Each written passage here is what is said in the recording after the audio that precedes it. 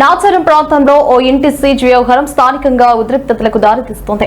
నాచారంలో 20 ఏళ్ల క్రితం నిర్మించిన ఇంటికి అనుమతులు లేవంటూ జీహెచ్ఎంసీ అధికారులు సీజ్ చేయడానికైతే ముఖ్యంగా తెలంగాణ ఉద్యమకారుల జేఏసీ తీవ్రంగా వ్యతిరేకిస్తోంది.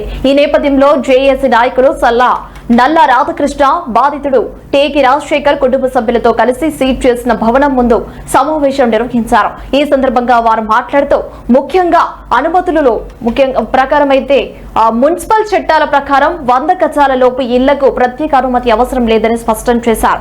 అయితే 98 గజాలలో 20 ఏళ్ల క్రితం నిర్మించిన తమ ఇంటిని అకస్మాత్తుగా నవంబర్లో సీజ్ చేయడం అన్యాయమని ఆవేదన వ్యక్తం చేశారు.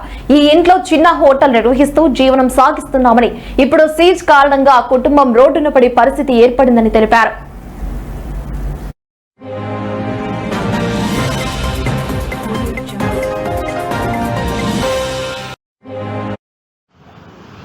నా పేరు నల్ల రాధాకృష్ణ. నేను తెలంగాణ ఉద్యమకారుల చేసి రాష్ట్ర చైర్మన్గా బాధ్యత నిర్వహిస్తా ఉన్నా. నాచారం నివాసిని కూడా. ఈరోజు ప్రెస్ మీట్ పెట్టడానికి గల ముఖ్య ఉద్దేశం ఏంటంటే, ఇవాళ ప్రభుత్వ మున్సిపల్ అధికారులు పేదలకు ఒక న్యాయము, పెద్దలకు ఒక న్యాయం అనే విధంగా వాళ్ళు వ్యవహరిస్తూ ఉన్నారు. ఎక్కడైతే మేము ప్రెస్ మీట్ ఏర్పాటు చేసినామో ఈ ప్రెస్ మీట్ నడుస్తున్నటువంటి ఈ ఇంటిని నవంబర్ నెలలో సీజ్ చేయడం జరిగింది. ఇది 98 గజాల స్థలం మాత్రమే.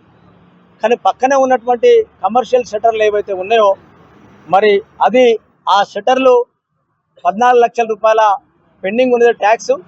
మరి ట్యాక్స్ పెండింగ్ ఉన్న ఇంతవరకు చర్యలు తీసుకోలేదు. అది కూలిపోవడానికి శిథిల వ్యవస్థలో ఉన్నది. మరి దానికి కూడా మున్సిపల్ అధికారులు చర్యలు తీసుకోవాలని ఈ సందర్భంగా డిమాండ్ చేస్తూ ఉన్నాం.